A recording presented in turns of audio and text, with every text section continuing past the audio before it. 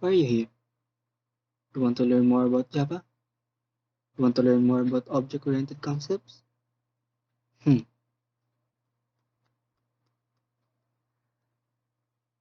you've come to the right place.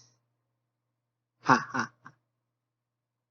Last video, we have tackled about data binding, and it has static and dynamic binding. And the direct examples for it is overloading and overriding. And today, we will explore how to use overloading and overriding in a Java coding. Let's get it on. Charot. But first, my friend Vanessa Mandoron will explain to you the differences and technicalities of overloading and overriding. So, on to you. Hello everyone, my name is Vanessa Amandoron and I am the partner of Albert Layasin. In this video, we will be discussing about overriding and overloading. Overloading refers to the ability to use single identifier to define multiple methods of a class that differ in their input and output parameters. It says here that it has two or more methods that have the same name but different parameters, which means different method signatures. It is related to compile time or static polymorphism. Type promotion in overloading happens when the exact prototype does not match with arguments. Priority-wise, compiler takes these steps. Step 1. Type conversions but to higher type in the same family in terms of range. Step 2.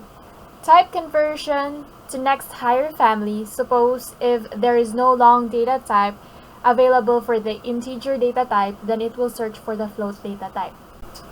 Overloading increases readability, and we can't overload using return type unless it is a static method or with a different number of type of parameters. Overloading static methods is possibly if they have different numbers of parameters or type of parameters. Overloading methods that only differ with static keyword is not possible. It says here that it has two or more methods with the same method signature and return type. Unlike the overloading, that it has same name but different method signature or return type. One in the parent class and the other is in the child class. Is a feature that allows a subclass or child class to provide a specific implementation or a method that is already provided by one of its superclasses or parent class. So the child class will then be provided with specific implementation from the parent's class that is already that inherits from it. Its runtime in polymorphism is dynamic. Overriding static method is not possible, but overriding a static method in a superclass with a static method is a subclass result to method hiding. Private methods can't be overridden, so the private methods that are in the class can't be overridden because unless it will be public. Overriding methods must have the same type of return type or subtype. But we can invoke overridden methods from subclass using the super keyword. So now that Vanessa has introduced to you overloading and overriding, let's see some examples of how to implement this in a Java program. First, let us create a Java project. Let us call this ride and load. So now that we have created our Java class for our overloading example, let us create some 2 or 3 methods maybe. Let's say we have here a public and it's an int, and let's call it sum, and it has parameters. Our parameters would be int a and int b. So let's return this a plus b. So for our second method, let's say we have here public int sum, and this time we will have 3 parameters. So int a, int b and int c, and let's return it again, a plus b plus c. So now that we have created our methods, let us try to execute these programs. So let us create an object, overloading. Let's call this obj new overloading. So after we have created our object, we'll create some print lines here. So system that out print line.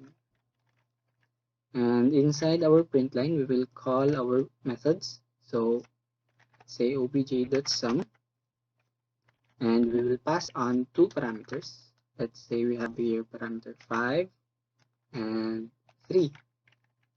Another print line. This time we will call our second sum method that has 3 parameters, 5 plus 3 plus 2. Let us try to execute this program. As you can see, in our first print line, the sum method, which has 2 parameters, is executed, because in this first print line, we have here only 2 parameters that is passed on to our method. And since this is overloading, at compile time, the compiler already knows which method to be executed from these two sum methods. The sum method that only have 2 parameters. And in this second print line, at compile time, it already knows that the second sum method will be executed. So in here we have our result. In our first print line, 5 plus 3 is equals to 8, and in this equals to 10. One thing that overloading differs from overriding is overloading happens in the same class. So when you overload methods, it happens in one class. So now that we are done with our overloading example, let us jump into our overriding. So let's create another Java class. And let's call our Java class car. Let's create this our main method, because this will be our superclass. And next, we will create another Java class for its subclass. Let's see that we will call this Ferrari. This will be a subclass of our car. And inside our classes, let's try to create some methods to be executed. So let's see, our car class will have a method. Let's say this will be public void. We will call this honk. Inside our honk method, we will create a print line. Print. And in our print line, let's say beep beep, because why not? So after we created our method here in our superclass, this Ferrari class will extend our car class. Extends car. So in this one, let us create another method, and this method will be the same. Will have the same name with our method that we created in our car class. So let us create another print line here.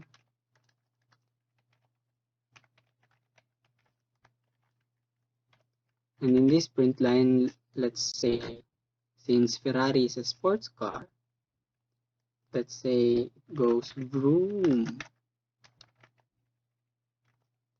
So, back to our main method, let us create an object of car reference.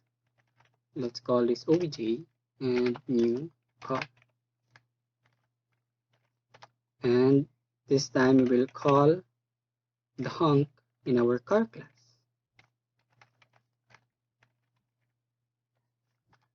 And we will redirect our obj to our Ferrari and call again the honk in our Ferrari class. So as you can see here, in our first method call, the honk in our car is executed. It goes beep, beep, beep.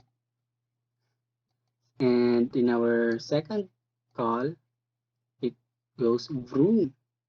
So this is an example of the overriding, because see, just like what Vanessa said, overriding is implementing a specific implementation for a method that is already created in our superclass. So the Ferrari knows that we have a honk method in our superclass, and when we created our honk method here in our Ferrari class, it changed this beep beep beep into vroom vroom. So I just want to add that when you override the method, it is best to add a note that it is a an method that overrides a method from its superclass. So as you can see here, this is useful as to when other programmers will look at on your code. So it is for readability purposes. So the first technicality of overriding that I want to show you is invoking an overriding method inside our overriding method. So earlier, we, we, we know that this honk method in our Ferrari class overrides the honk method in our car class. But this time, we still want to execute the honk method in our car class inside our honk method in our Ferrari class. And you can do this by using the super keyword. Super, then just call the method. So let us try to see what will happen.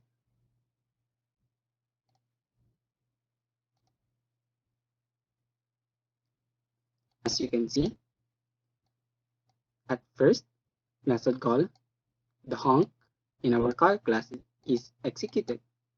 And in our second method call, the honk method in our Ferrari class is executed. But this time, we invoke again our honk method in our car class, since we use the super keyword in our honk method in our Ferrari class. So this is useful sometimes when you still want to execute the first implementation of our honk method before or after overriding it. So I hope you guys have learned something, and see you soon. Peace out.